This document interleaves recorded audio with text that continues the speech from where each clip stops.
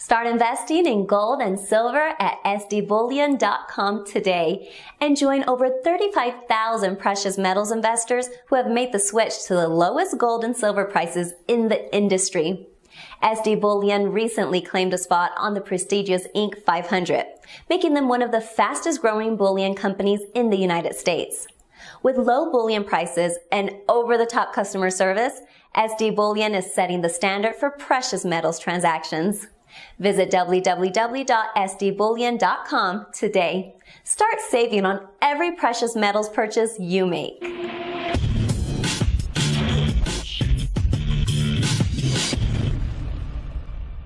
Hey everyone, this is Elijah Johnson with SilverDoctors.com, and with us today is Jeff Berwick from the Dollar Vigilante. Jeff, thank you so much for joining us today. My pleasure, Elijah. All right, well, I'd first like to discuss Bitcoin. You've recently reported that China is moving into Bitcoin en masse. Can you expand on this? Sure, yeah, that's basically what I said, but I didn't mean every single person in China is buying Bitcoin or anything like that. But it's definitely been the one country in the world where it's really caught on. It's caught on way more than any other country I can think of. If you look at the actual amount of Bitcoin being transferred on, and you can watch that in real time. You just go to fiatleak.com. It's pretty much most of the Bitcoin is going to China right now, and it's been that way for quite a while. So yeah, absolutely, it's been one of the driving factors in the price of Bitcoin for the last while, and the main reason is because China, of course, has been doing quite well over the last decade or two because they've become quite capitalist. In fact, in many ways, they're much more capitalist than the U.S. now, as the U.S. is so socialist and almost communist now in many ways. So they've been booming. A lot of people, that's been generating massive amounts of wealth, as it does every single time you allow the free market or what true capitalism or free trade, actual true free trade. If you allow that to happen, you'll just have people doing incredibly well. That's happened every single time in human history. But still, to this point, people still haven't figured it out. But because of that, a lot of people in China are making a lot of money over the last few decades, a lot of billionaires being created, a lot of millionaires. And but China still has capital controls on the Chinese yuan. I believe it's every Chinese citizen or subject is allowed to take $50,000 worth of yuan every year outside of China. I think that's roughly the amount they're allowed. So you actually see every year, right at the start of the year, a lot of people take it out right away. And so that's why I think we saw Bitcoin really spike in the first few days of January, as I think a lot of people just started moving a lot of money around at that point. And of course, Bitcoin's the easiest way to move money anywhere in the world today, and the cheapest. It's just the best in every possible way, and it can't be stopped due to the capital controls. You just can't stop Bitcoin, which is another reason that people love it. So yeah, we've seen a lot of people in China just take onto it. And of course, Chinese also have a bit of a.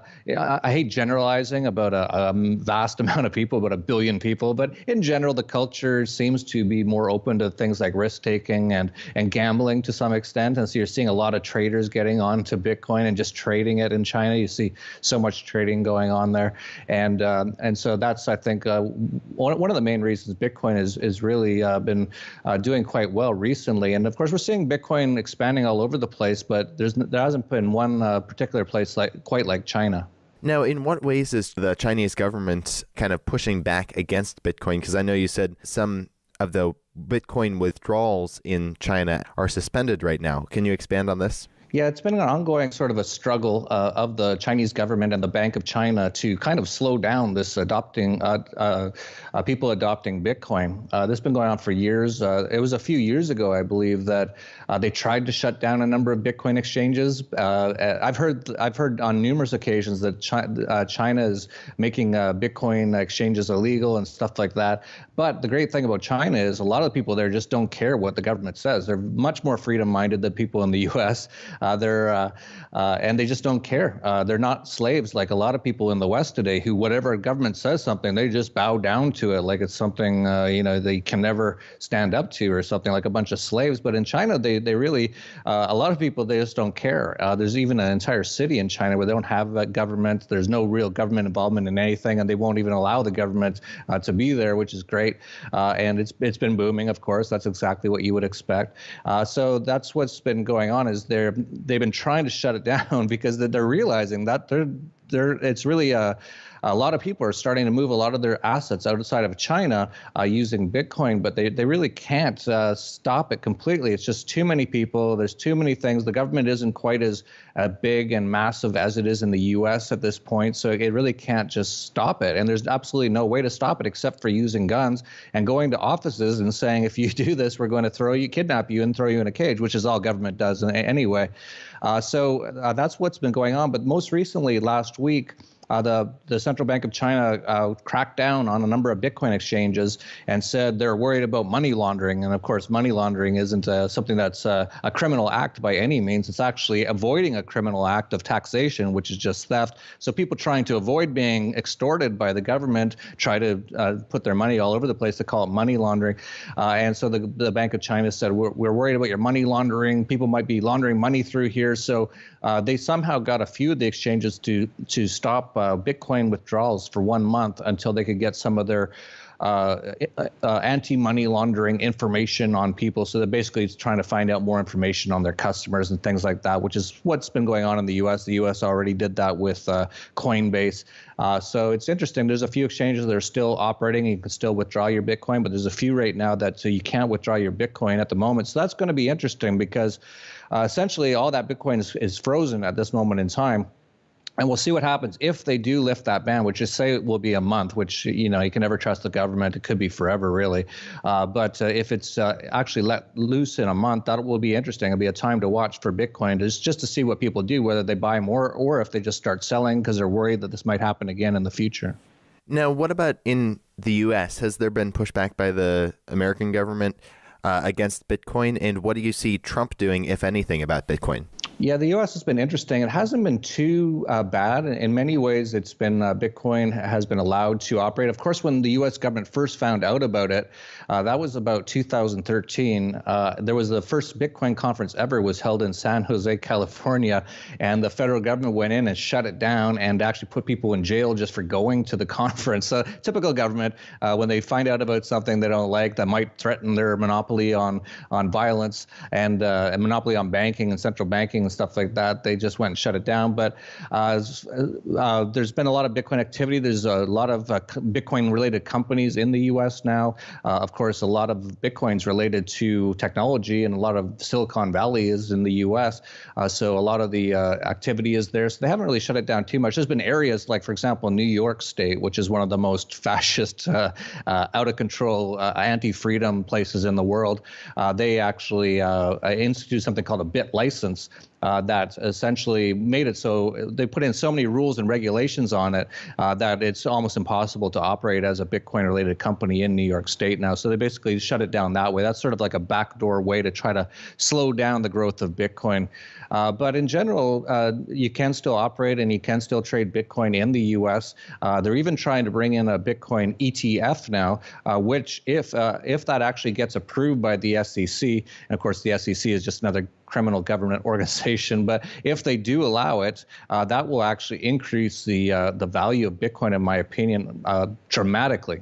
Not even 100% or 200%, but much more, because it will make it so much easier for people to actually get exposure to their portfolio in Bitcoin. So it's going to be interesting. But these governments change all the time. That's the thing. You can never trust the government. So, all it takes is one guy getting a payoff from somebody, and then he institutes a law and stuff like that. But as of right now, Bitcoin is not being cracked down very much on in the U.S., and so that's good. Every country is different, as I pointed out. I think Bitcoin's illegal in Thailand right now. I think it's illegal in Venezuela. It's a lot of the places where they have the worst sort of capital controls issues where they really try to crack down on it. Now, looking at the Bitcoin charts, Bitcoin is actually close to its all-time high. It's right now around 1,000, and its all-time high, it looks like it was a little below 1,200. So what is your perspective on where Bitcoin is heading in the future? Because I think you've talked about this before, and you think that Bitcoin is headed much higher. Yeah, absolutely. As I mentioned, if this ETF can get approved by the SEC, it will go exponentially higher. Not immediately, but over the next couple of years, because the main issue with Bitcoin is that a lot of people still don't understand it. A lot of people are starting to catch on that they should probably start using it. They should have some exposure to it. But it's not super simple still to understand Bitcoin. And of course, most people have gone to government indoctrination camps for 12 years. And so that's where they got edumacated, and they don't really they're not really capable of thinking very well anymore. So it's really hard for people to even understand how to use Bitcoin. But of course, an ETF would just make it easy. It'd be like buying a stock on a stock exchange, which a lot of Americans are used to, or know how to do that, or even their money managers or their mutual fund manager, whoever could then buy it. So that will be interesting. Of course, the adoption of Bitcoin just continues to expand. The usage of Bitcoin just continues to rise. So that's really what it takes for Bitcoin to continue to go up in price. It's all supply and demand. The more that people want Bitcoin, the more it will rise in price. It's just simple supply and demand. The negatives for Bitcoin that could hurt it is it's getting so used now that it's having actually a hard time keeping up with the growth. And the developers who are trying to develop Bitcoin have been slow to adopt new practices to increase the speed of Bitcoin. So we've seen some delays over the last year or so of people transferring Bitcoin. The Bitcoin mining fees, which are the cost the price will cost you to transfer, has been rising. You're seeing like an average price now for a transfer of nearly $1, which is up massively for Bitcoin. It's still absolutely nothing compared to PayPal or banks, bank wire transfer, anything like that, especially if you're transferring large amounts of money. It's absolutely nothing. But it is still, these are concerns. So there's issues. Bitcoin's only 8 years old as of right now. So it is a new technology. There's lots of things that could happen. We could see all this government stuff happening as well.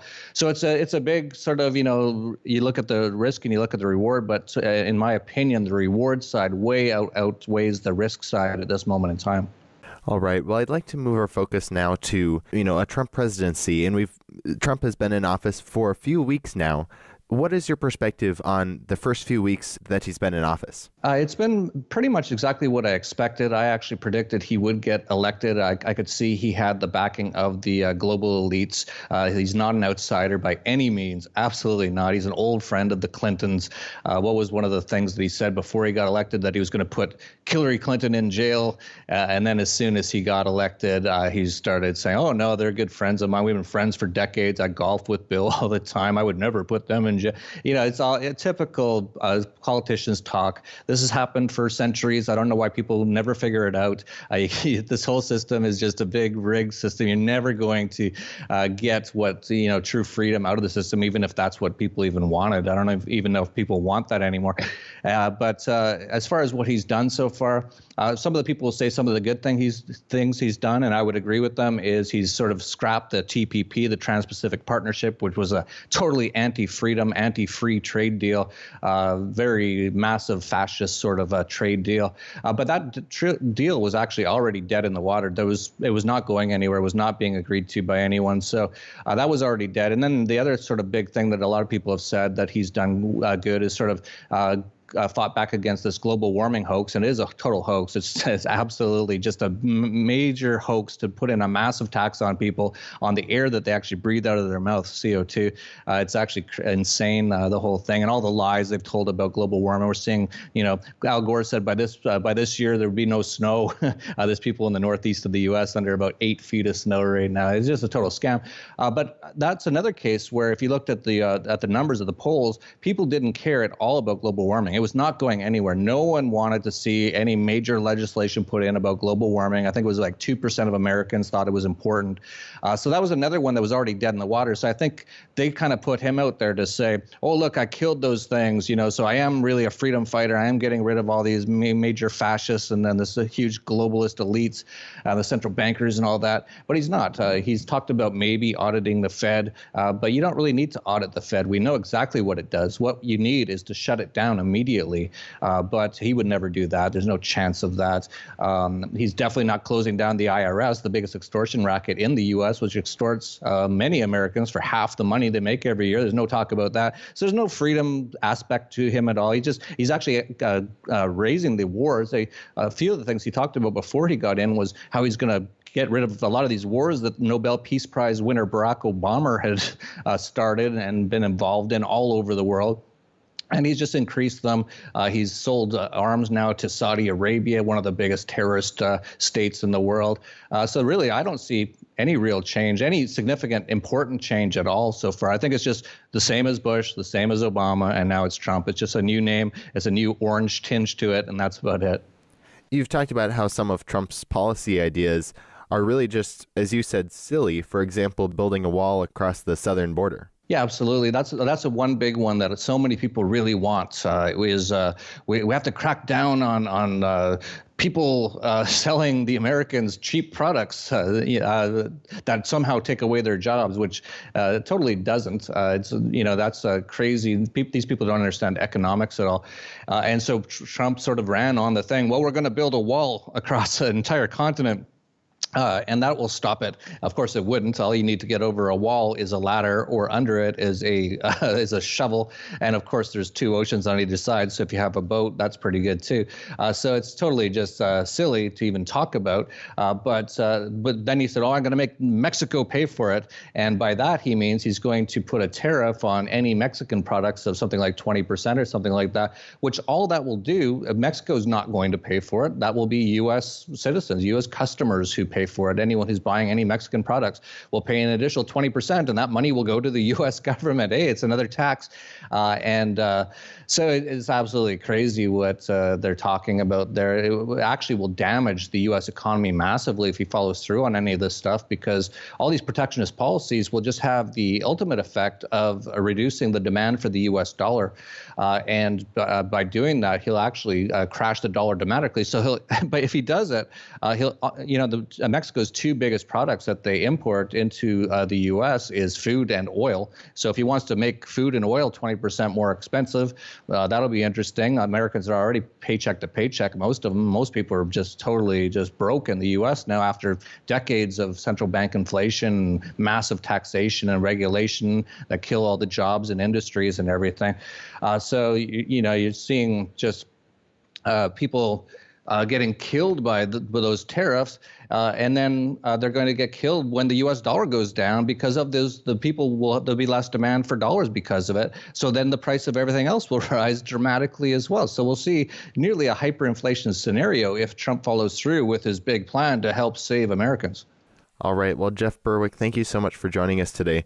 Now, one last question I was going to ask you is, what do you think the best thing Trump could do with this broken system? Because you've talked about how the system is really broken. You've talked about before how a collapse is inevitable, and Trump has two options. He can either keep inflating, or he can default on the debt and let the system crash. Can you explain these two scenarios and which would be better for the country? Yeah, it has come down to two scenarios, two options. So these are the only two options available right now to Trump or the U.S. federal government, and it's because of the massive amount of debt now. The U.S. has almost $20 trillion worth of debt. That's up nearly 100% from 2008 when Barack Obama first became president. So within the span of 8 years, the U.S. national debt has nearly doubled. That's absolute insanity. No one's talking about this. You never heard that talked about when it was Hillary Clinton versus Donald Trump in the debates or anything. You never hear it talked about on the news, on the mainstream media, the fake news, CNN. They don't talk about any of this stuff. It's the only question that matters. It's the only important thing. When you have $20 trillion in debt, and that's not all of it, because there's so many liabilities of money that they've already taken in that they're supposed to spend, things like socialist insecurity, things like Medicare and Medicaid. They've just been taking a lot of that money in, and there's been a surplus in the past. There isn't anymore, but in the past there was, and they just spent it all. So that they actually owe that money to supposedly these systems like Social Security and Medicare and Medicaid, but they have no way of actually paying for it. The U.S. government is bankrupt. The only way to pay for it is to continue printing money. So this is going to end at some point, and the total debt and liabilities is well over $100 trillion now, which if you divide it by 300 and some odd million people in the U.S., that's $250,000 per person of a U.S. government debt and liabilities that is overhanging it. So a family of four in the U.S., any typical family of four, just go to Cleveland, Ohio, open the door to a house. If it's a family of four, that's $1 million worth of U.S. government debt and liabilities overhanging that one house. This goes for every single house in the U.S. This is a beyond bankrupt situation, and it's going to end soon. This cannot go on much longer, and the debt just continues to pile up, even under Trump. I haven't seen anything to do with actually really reducing debt much at all. In fact, he's talked about increasing the amount they want to spend on infrastructure and on the military, because, of course, the U.S. military spending more than the the next 10 countries after it, their combined military budgets, the U.S. military spends more than that. It's not enough because, of course, if you want to terrorize the entire world, you need more money. You need more than trillions. And, of course, the Pentagon, or the pentagram, as I call it, keeps losing money. The last amount they said they lost was $6 trillion. It's just gone. So that's the situation. So the only the things that the government has a choice on is, are they going to continue to print money with the Federal Reserve, with this quantitative easing and interest rates near 0%, or even going into negative over the next few years until the U.S. dollar is worthless in the hyperinflation, or are they just going to default on the debt? That's something Trump actually talked about a little bit before he got elected, was how they should renegotiate the debt. Well, any sort of renegotiation is a default, and it will have massive, massive repercussions because U.S. debt, Treasury debt, is such a big part of the entire world financial system now. Most banks, many major companies, they hold a lot of their money, stupidly in my opinion, and actually immorally, in U.S. government debt. So if all of a sudden that debt is worth 30% less, or 50%, or 100%, which it really should be, that will cause a massive, massive depression, unlike anything we've ever seen in the history of the world. So that's the best case scenario, because if that happened, you'd still have a functioning economy. You'd just be decimated for a period of time, maybe a year or two. It'd just be horrible, absolute worst that anyone's ever seen. But then it could rebuild. But in a hyperinflation, that actually decimates the entire economy. Nothing can even function unless everyone starts using Bitcoin and silver and gold, which hopefully they will, and hopefully people are smart enough to do that. But if they don't, and the dollar is hyperinflating, just like you see in Venezuela or in Zimbabwe, all of a sudden everything just stops because there's no currency to be used. And so the entire economy goes essentially to zero. That's actually a worst case scenario, and that would be even worse. But that looks like the direction in which they're headed. But we'll see what happens. But either way, it's going to be incredibly bad, and it's going to happen soon. We're not talking decades. We're talking years, and we might even be talking months. But we're definitely not talking more than 5 years max. I can't even imagine 10, but 5 years, in my opinion, maximum, before all this system falls apart. And that's the best case scenario. So there is no good way out of this. This has been built now for decades, and we'll see how it all plays out, but it's not going to be good for most people.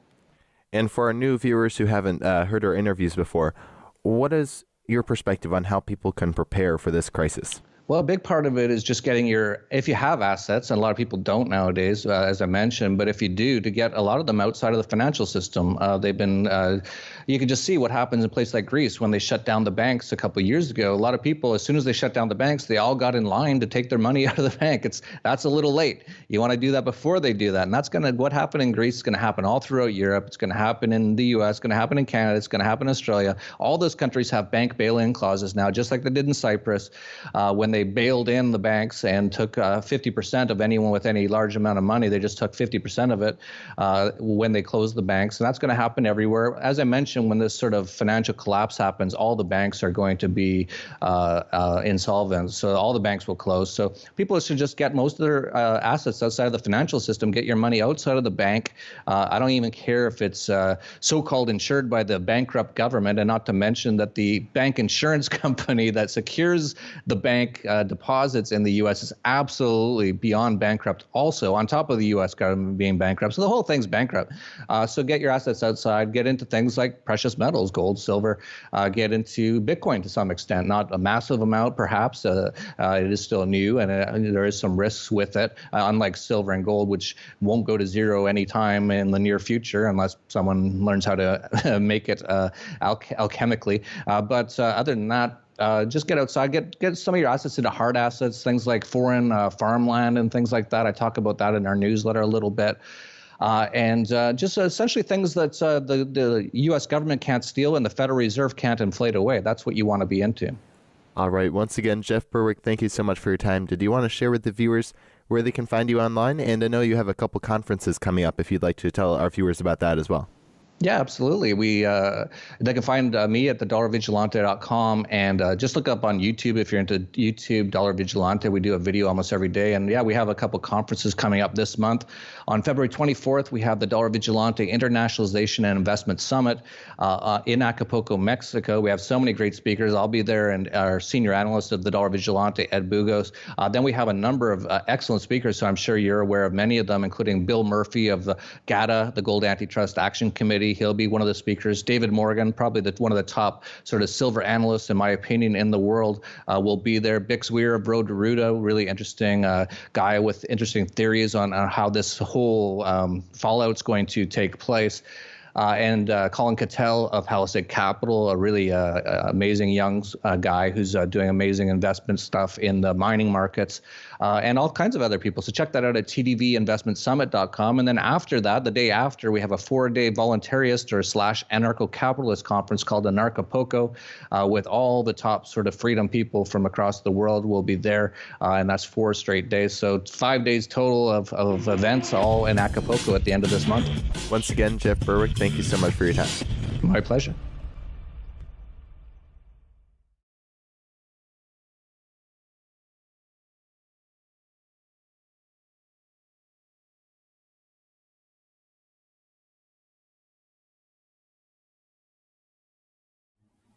Start investing in gold and silver at sdbullion.com today and join over 35,000 precious metals investors who have made the switch to the lowest gold and silver prices in the industry. SD Bullion recently claimed a spot on the prestigious Inc. 500, making them one of the fastest growing bullion companies in the United States. With low bullion prices and over-the-top customer service, SD Bullion is setting the standard for precious metals transactions. Visit www.sdbullion.com today. Start saving on every precious metals purchase you make. Look at the actual amount of Bitcoin being transferred and you can watch that in real time. You just go to fiatleak.com. It's pretty much most of the Bitcoin is going to China right now, and it's been that way for quite a while. So yeah, absolutely, it's been one of the driving factors in the price of Bitcoin for the last while, and the main reason is because China, of course, has been doing quite well over the last decade or two because they've become quite capitalist. In fact, in many ways, they're much more capitalist than the U.S. now, as the U.S. is so socialist and almost communist now in many ways. So they've been booming. A lot of people, that's been generating massive amounts of wealth, as it does every single time you allow the free market or what true capitalism or free trade, actual true free trade. If you allow that to happen, you'll just have people doing incredibly well. That's happened every single time in human history. But still, to this point, people still haven't figured it out. But because of that, a lot of people in China are making a lot of money over the last few decades, a lot of billionaires being created, a lot of millionaires. And but China still has capital controls on the Chinese yuan. I believe it's every Chinese citizen or subject is allowed to take $50,000 worth of yuan every year outside of China. I think that's roughly the amount they're allowed. So you actually see every year, right at the start of the year, a lot of people take it out right away. And so that's why I think we saw Bitcoin really spike in the first few days of January, as I think a lot of people just started moving a lot of money around at that point. And of course, Bitcoin's the easiest way to move money anywhere in the world today, and the cheapest. It's just the best in every possible way, and it can't be stopped due to the capital controls. You just can't stop Bitcoin, which is another reason that people love it. So yeah, we've seen a lot of people in China just take on to it. And of course, Chinese also have a bit of I hate generalizing about a vast amount of people, about 1 billion people, but in general, the culture seems to be more open.